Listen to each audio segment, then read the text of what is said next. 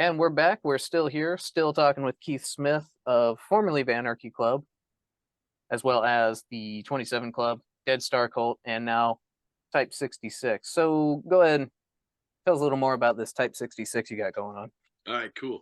Um, I feel like it's kind of finally getting where to the music I heard in my, let's put it this way. These are like some of the style that I heard in my heart on the day he showed me how to play guitar. Like Oh, like I didn't know what that was gonna sound like, but I'm writing these songs now and I'm like, this is it. Cause it's like my mission on this is to write songs that are heavy but aren't metal. not an easy task, not Right. always. And to try and be lo-fi real about it. Hmm. So like um minimal takes, like no like doing everything in like one take, even if I'm doing like multiple guitar tracks and stuff. And unless something's like egregiously horrible, keeping it in. Yeah, keeping it You nice know what I and mean? raw. So there's like some noise and stuff and it sounds a little ugly, but it's real. And you know, like if a background vocal doesn't sync up perfectly but it still sounds cool, fuck it, use it. You know Right. what I mean? You want to And get it as close as you can to the live experience. So, right, right, oh, right. And um and that's pretty much it. We've probably got about 45 minutes worth of stuff at this point. I mean, I've written probably 4 hours worth of stuff, but 45 minutes of it has like risen to the top as the cream, hmm, you know. So that's kind of what we're focusing on and getting a couple of covers in. But this is also, it's something in every other band I've been in. It's been like before Anarchy Club, it was always a four-way thing, and it was like a democracy. right. And if anybody's ever been in a band, like, and there's like, I'm in a band with my friends in a garage, but like, if you're in a band that's like touring and you go on the road and you're doing other stuff and you're hitting studios, you quickly realize that it's like being in a relationship with four people. Cool. So there's always someone who hates you. Hmm. You know what I mean? There's always because there's four of you at any given moment, two people are plotting. Do you know what I mean? And Sure. all this other stuff. And I just dealt with that for years and years and years, and then got really tired of it. And then with Anarchy Club, it was awesome because it was just Adam and I, and we would just like it was like I said, it was like a thing. Like that was the mission statement was to go in and just crank out a jam and get buzzed, maybe watch a kung fu movie or something, and then write something. Do you know what I mean? Yeah.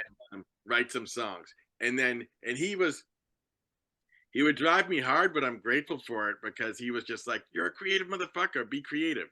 You know, I used to laugh because it was pretty much like this: spontaneity now, right? But I'm grateful because honestly, like the vast majority of those songs, I'm not kidding, we would write them in an afternoon, you know, and that would be the lyrics. The running joke with us was that I could sit down and write all the lyrics to a song and have a melody for the chorus, but not think of I couldn't come up with the words for the chorus. Or I could write a verse, like two verses and the choruses, and and and then in the third verse I couldn't think of the last two lines. It was always something like that. And then the next session we would fix that, you know. Right. But and but even that was always like kind of having to run stuff by him and things like that. So Hmm. I decided after Anarchy Club finally um, took a breather that I wanted to do something that was purely mine, Sure. and that way, I mean, don't get me wrong, I'm not going to be like a Nazi about it or nothing, but like here's my vision. Feel free to throw ideas at it, or if you think I could do something better, please do. But like, let my vision breathe first. Do Right. you know what I mean? At the end of the day, this is your Right. deal. Right, right, right. And everybody who's been involved with the band, I tell them, I was like, you're gonna have to put up with my shit, but if this goes anywhere, you're gonna get paid. So, because I'm not that guy who's like, this is my vision, and now 90% of it is mine. Right. You know what I mean? Hmm. Like I want to share it with everybody, but because I wouldn't be able to do it without them. Ultimately, at the end of the day, Yeah, for sure. So and they'll have had to put up with my shit, so they deserve some kind of, you know. probably earned it. But but yeah, so this is finally I feel like where I'm getting, and there's been some bumps on the way, and people who have come on and then fell off for whatever reasons, and it's just really about developing, and Hmm. I'm more concerned with finding people that fit and that sink in with than trying to like make something, you know what I mean? And the other Yeah. thing is I feel like with my other bands and even Anarchy Club to a point, though less so than my other bands, everything was driven by trying to make it. Mm, You know what I mean? Like right. Anarchy Club did what we did, and it was a social experiment. Like I said, like we're not going to put any money into advertising and stuff, but we're going to run with every opportunity we get. Like, you know what Yeah, I mean? definitely. Like you're still trying to make this like Right, the right, right, career. right. We want to be rock stars. You know what I mean? Hmm. And with this band, I I realized I was like I finally, because I'm driving, I just want to have fun first and not be afraid and write songs that are ugly. You know what I mean? And write songs that are outside of my comfort zone Hmm. and play badly sometimes. You know what I mean? And like let all that be there. And in fact, this whole thing, because now it's funny because if people have seen the other two installments of this, they're just like, "What's up with this dude dressing like this?" But my thing is that I kind of am like so, and I've grown up around this stuff and traveled in tours and done all this stuff and met all these people and things. I'm just so burnt out on the rock and roll thing. Awesome, a sidekick. The Metal Tiger Cat. Yeah, awesome, awesome. But that I kind of am anti the personality thing of rock and roll because rock and roll is so big on personality Hmm. that I was just like, you know what, for and it's type 6, I call it type 6 6, and when people ask me why, I'm like, because that's us being clicky, because people will see it and say, oh, type 66, and then the hardcore nerds will go, Mm-mm. dude, it's type 6 6, you know. Actually, Yeah, exactly. Well, actually, but so, but with that, that's why I decided with this band that I'm not in photo shoots and everything. I never want to have our faces be fully displayed. I never want right. shots of us being like looking pretty and looking cool or whatever. Hmm. And I just want to wear like sunglasses and hoodies on stage, you know, and have Yeah. minimal lighting. So, you Yeah, know, like so really it's just strip it down. right. So it's just the music does the talking. Like in my dream vision for this band, there's like one big white light up and behind the drummer, Mm, right? That is like half yeah. lit for everything, but it's also dynamic, so it will come in and come out. But then it's Right. also just kind of paints us as silhouettes and shoots a shadow out over the audience. But then Yeah. that's and so that's the thing. We've got some ideas for videos. We haven't filmed anything yet, but even with that, I kind of want to do stuff where it's not about us. It's all about the songs. And to the point that with this new band, people that know me know my name, but everybody who's introduced to me through this band will only know me as singer guitarist. You know what I mean? Yeah. And That's the bass player's name is going to be bass player. The drummer's name is going to be drummer. You know what I mean? yeah. And I think a lot of people are really going to take to that because like you're saying before, everything is just so commodified. Everybody and everything is about branding. Right. Everything is just so Instagram, so social media, so maximalist all the time Right. that I think I know I'm getting tired. Oh yeah. Um, despite being a man in a mask on the internet. Um, I know that I'm getting tired of just everything wants all of your attention so Right. much all the time. And so And I it think all that has to be at 11 at all times. yeah, and so I think that people are really going to take to a band that's like really stripped down, like stage shows one light, you never see any of the people, like Right. it's just the thing and that's all it is. There's not an Right. app, There's not, you don't got to follow, yeah, the Twitter, the Instagram, and do all the little things. Like it's just what it is. Right. And that's kind of like that's it in a nutshell too.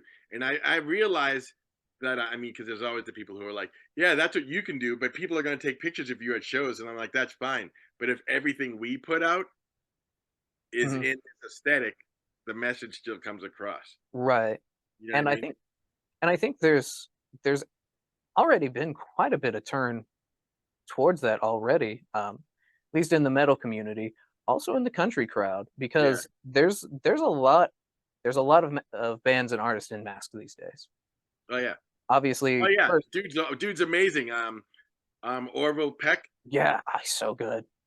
I've been listening to his most recent album. I had to stop because I've had Lafayette stuck in my head for like 2 weeks. Hmm. Like, I gotta do anything else. Dude, his Small Town Boy cover is amazing. Mm. He's so good.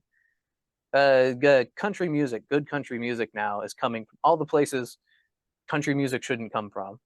Like Orville Peck, I found out is from South Africa. He's Oh also really? he's also gay. Oh yeah. Gay Super South. gay too. It's not Yeah, even like he's like, I'm kind of gay. He's like, I'm fucking gay. Like, yeah. He is like the gay cowboy, and his mask with the danglies draws an uncomfortable amount of attention to his mouth, which I think right, is the point. right, exactly, exactly. And then of course, the big one obviously is going to be Ghost, Oh yeah. who famously until the past several years were completely anonymous. But Even they still had the thing though. There's still like a yeah, persona in the big show and everything. You know what I mean? right. So they're only like halfway there because it's still very much about the uh the character and getting into the band and their lore and all that. Right, And right, right. I will say I was super into Ghost there for a while. I saw him live several occasions and it's a religious experience. Oh yeah, They're like they do all the pomp and circumstance, and when you're standing in a room shoulder to shoulder with like 600 other people and they know all the words to all the songs, and you have skull-faced demon pope up on the stage, like you're in it, like yeah. the magic works. Well, I get it, man. I get it. And that's a thing. And when a band can do that, it's a magical thing Hmm. too. You know what I mean? I think like but yeah, that's kind of we want to just like bang it out. And we've played two shows very low key, just to Hmm. kind of like kick the tires. And Right. the first show was under a fake name for the band, and then but the second show I showed up with the hood on. Nice. You know what I mean? And So, it stayed on the whole entire night. so when you And get on stage, you're like, oh hey, that's that guy that yeah, was hanging out over here. exactly. And when I'm at the show before we play, no one's paying attention to me because I'm just sitting in a corner, Yeah. my drink or eating some chips or something. You know what I mean? Hmm. And then all of a sudden I'm on stage, and that's the other thing too, is we want to kind of make it very monochromatic. Sure. So everything's like black with white trim, or like absolutely black or absolutely white, and stuff Which like I that. mean, So again, I think a lot of people are going to really fall into that because everything, well, like we said before, everything is just so much all the time, yeah, yeah, yeah, exactly. 24/7, that if you can get something just nice, clean, black and white, perfect. You know, and it's funny because I've been kind of heading in this direction that like pretty much all the guitars I've bought in the last 5 or 6 years are either Mhm, black or white. So, and mhm. it's funny because another thing with that is that one of my favorite guitars I'll never play on stage with this band because it's um it's an Oxblood Jazzmaster, Ooh, right? And it's mhm, actually Troy Van Leeuwen, who's one of the guitar players for Queens of the Stone Age. He okay. put out a they basically wanted to make Fender wanted to make an American professional version of his guitar, which means it would be like $5,000 or something like that, right? Mhm, And he was like, "Screw that! I want my fans to be able to buy it, but I don't want to make it a Squire." You know what I mean? So what he did was it's got all the American professional parts, but it's built in Mexico, so it's way cheaper, right? nice. And it's got his mods on it. Like it's got a toggle kill switch on it. It's got a few other different things on it that are cool. But the other thing he does with his guitar too is rather than have the regular Jazzmaster bridge, he has a Mustang bridge on it. Mm.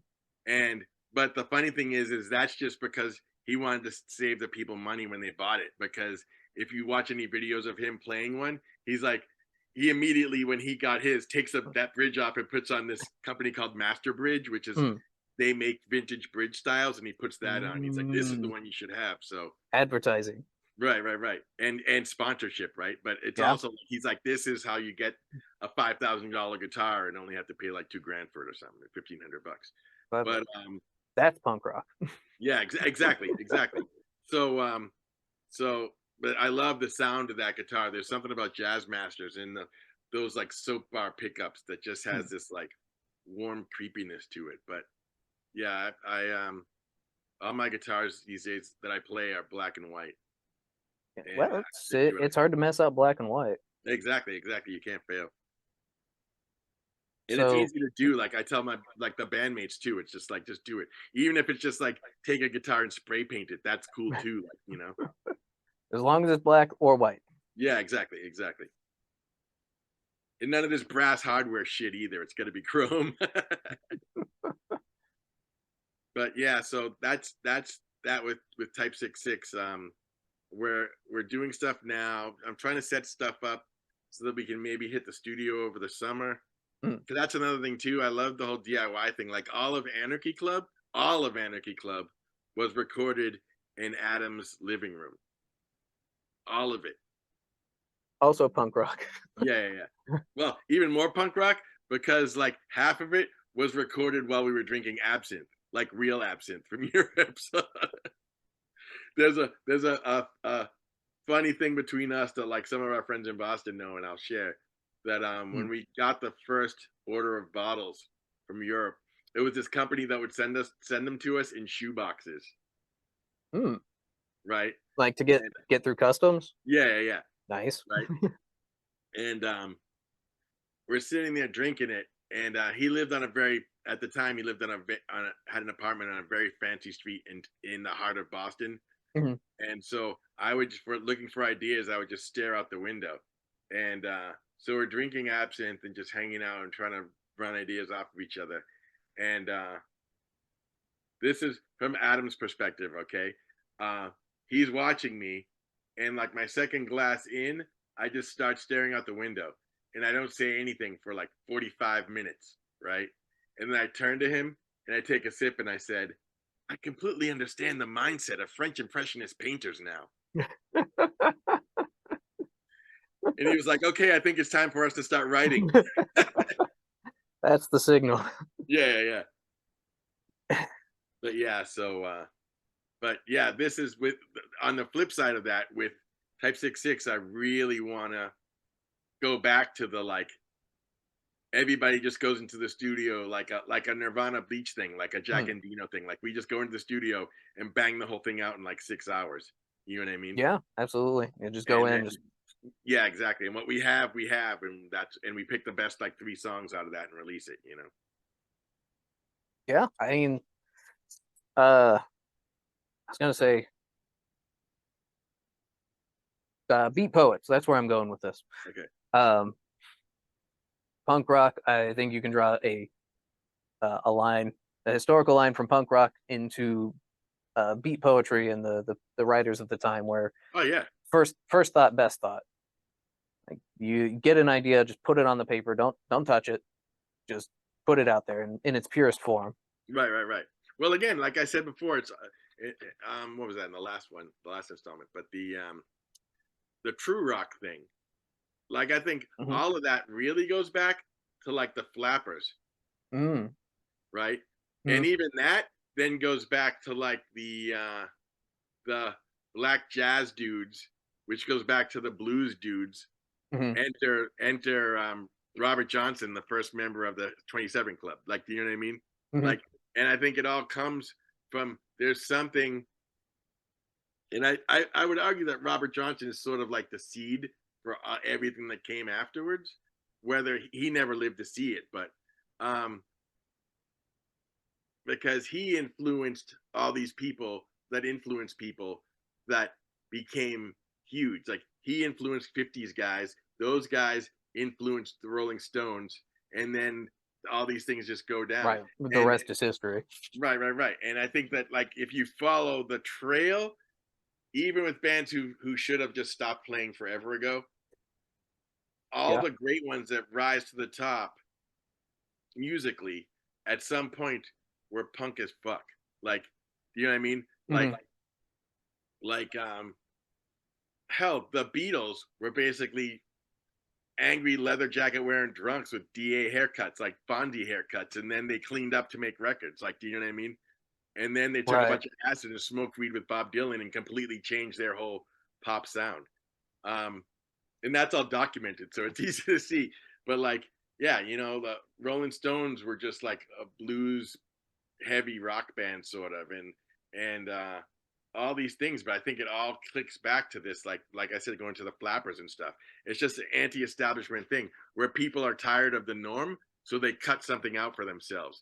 And Hmm. then every time that gets co-opted, it kind of dies out for a while and then comes back. Hmm. You know, and I would even argue that some people would disagree, but I would even argue that the birth of like hip hop ties into that, and like the second wave of that with like Public Enemy and things tie into that, Yeah. and even hot topic here, but I would argue that two of the last big defining moments in music, whether people want to admit it or not, were Nirvana, obviously, and then Eminem. And I think that he kind of, for better or for worse, and for worse, both, right? Hmm. Kind of like pushed the scale so far that that music hasn't really recovered since then, because rather than him being this unique freak oddity, everybody tried to be that. And then being Right. as abrasive and outlandish and incorrect as you could be became the norm. And then everybody wanted to prove who gave the least fucks. Do you know what I mean? Yeah. And then that spread into all these other things. Or you look at even bands like death metal stuff like Mayhem. Hmm. Like those guys went so deep off the deep end that it's just kind of like it just pushes a point where like you go so far that you've lost the plot. Yeah. You know Uh, what I mean? yeah. And I'm That. not dissing because I love some of their stuff, but like my Mhm. point is like it's just the reality of it. And I think that music has been waiting for a while for something to come around that kicks it all in the ass again. You know? Right. I'm trying to think if there's been anybody else that could really that's really had that kind of sea change. Right. Because really, think about it. Like after Eminem, there's been hits, and but everything else became homogenized because Hmm. the industry responded to that by by making everything vanilla milk flavored ever since. Like Right. that's where Taylor Swift came out as a reaction of that. Like you know what I mean? All these things grew out of that, and there's been bands who buck against that. Like I would argue, I know there's plenty of other ones, but I think of like most famous and most established would be Queens of the Stone Age, who like try like they're not they're rock stars, but they're not trying to be that guy. Like Right. you know They're what I not trying mean? to get on like billboards and Right. Pepsi And cans. their musical integrity is still intact to the point that like they'll put out an album that has is not commercially viable at all, like the Yeah. Arabelle Garris record. You know what I mean? And just be like, okay, like there isn't a hit on this fucking thing. You know, and right now everybody thinks it sucks, but in 5 years you're gonna listen to it again and be like, oh Yeah. shit, this album's great, you know. Pitchfork or somebody is going to re-review it, and actually, it's really good, and you are all wrong to not like it. Right, Even exactly. even the review that we put out was wrong. You know. So and I've been waiting for that to happen for a long time, and it just never came. And then Mhm. I just got tired of waiting, and I think that yeah, Type 66 is just an amalgamation of all of that, you know, and trying to I'm getting older, but my soul isn't, Right. you know, and let's put it this way: I think I'm an old soul, but I Mhm. think I've got a young heart. That makes sense. You haven't lost that childlike wonder Right, right, of the right. world. Right. And that like like middle fingers flipped up thing. Like I Oh think yeah. that that's like so many people talk about you get more conservative as you get older. Uh, Dude, it's been the exact opposite for me. Like Yeah, definitely. The Okay, so older you're I get, the more I'm just like, wow, and challenging yourself. Again, this is relevant to the music thing too. hmm, Um, how important it is to second guess yourself, you know, and try to reinvent yourself and own your shit. right. And I know it's easy to say all this stuff and harder to do it, but at least if it's in your head and you're trying it, it's Hmm, real. You know what I mean? You don't have to right. succeed all the time, but you own that. Definitely. Like how many great artists in any medium have surrounded themselves with yes men and just Right, not listened to any kind of criticism, and what they put out is, right. I And think, it sells because it's supposed to. yeah, You know what I mean? exactly. Like the industry works. It works for a Right, reason. right, Um, exactly. There's no development anymore. You don't like I watch these old documentaries about like the 70s, like that whole like the days of like T-Rex and stuff like hmm, that, where or David Bowie even, right? Where record labels would just be like, I found this group of freaky kids and they're doing some weird shit and they're not there yet. But I think if we threw money at them for 2 years, they're gonna release a string of great albums, and they do that. Now it's just like the labels just package stuff and ship it out, and yeah, so many bands never caught on. And I'm grateful that I saw this early on in the business. How often labels now will act like that's what they're doing, but you're really just a write off. yeah. You're They'll just one throw more name they'll for the. throw 500 grand at you because they know you're gonna jizz all over it and spend it, and Mhm, then you owe them money, and then it's a tax write off because your stuff didn't sell because they didn't promote it. right. Yeah. You know? Like a catch and kill thing, and Right, right, right, right, right, works for them. I right. would I say. agree. I mean, I think this all ties together with the same idea of that artistic purity, which is so vital to keeping a band real over the long haul. It has always seemed to me like that integrity exists more strongly in the heavier music genres. Oh yeah. I'm probably biased, but I Oh, think like you're not gonna make a whole lot of money playing black metal or death metal, or right, right, right, you'll make some money if you get really big, like right, Cannibal Corpse or Behemoth or something, but right. there's no money here. Mastodon. Yeah. There's no money here. There's no girls. There's nothing. There's not a whole lot here except for the art itself. Right, right, right. Um, so yeah, I think it's more present in heavier music just Oh because yeah. they're I mean they're not financially viable from the outside or from the Right, outset. right. Um, The failure there, though, and I said this before because I'll bring it up, is the segmenting. mm, They're not unified. It's not I love metal and you love all metal. It's like I like death metal, but I hate black metal. I like black metal, but I hate death metal. I like power violence, but I don't like this. Like right. everybody like there's like 500 genres. You know what I mean? Hmm. I feel I feel maybe it's wishful thinking on my part, but I feel like it's starting to change. I feel like the metal community, at least the communities I engage with, are Yeah. are doing a pretty good job of like intermixing. So you've got a lot of death metal people listening to, like, for some reason I really like this power metal album. Makes no sense, but and that kind of thing. And Right.